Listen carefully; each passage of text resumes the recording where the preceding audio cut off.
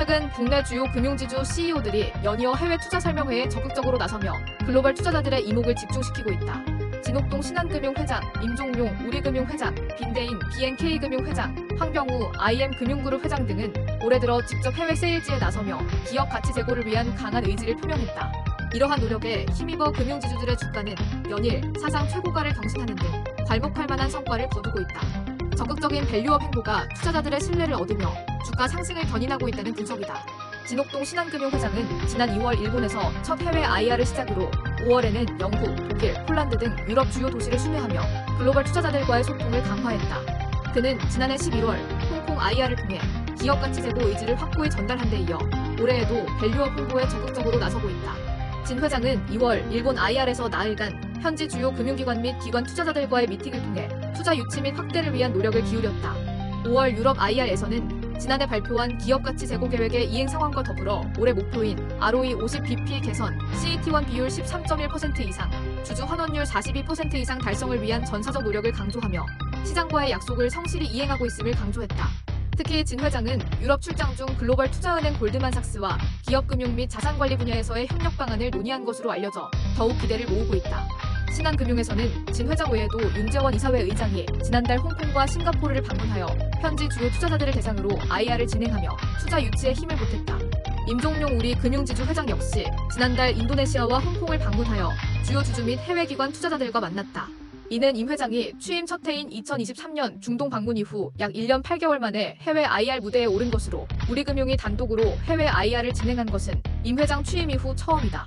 임 회장은 이번 IR에서 주주 환원 정책, 건전성 및 리스크 관리 방침, 비은행 계열사 간 시너지 전략 등을 공유하며 투자자들의 신뢰를 얻는 데 주력했다.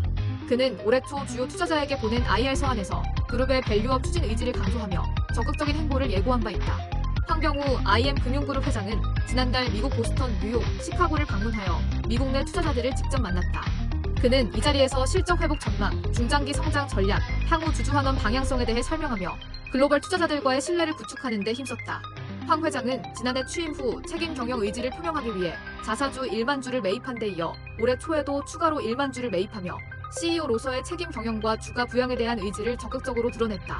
빈대인 BNK금융 회장 또한 지난 2월 프랑스 파리, 영국 런던과 에든버러를 방문하여 투자자들과의 소통을 통해 투자 유치에 나섰다.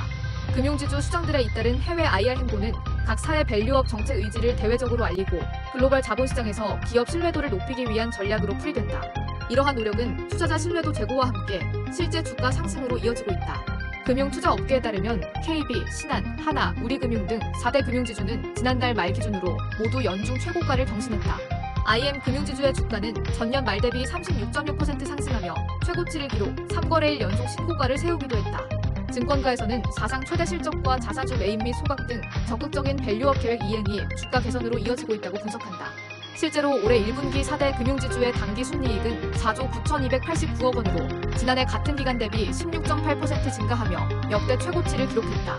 이러한 실적 개선에 따라 각 사는 밸류업 정책을 더욱 강화하고 있다.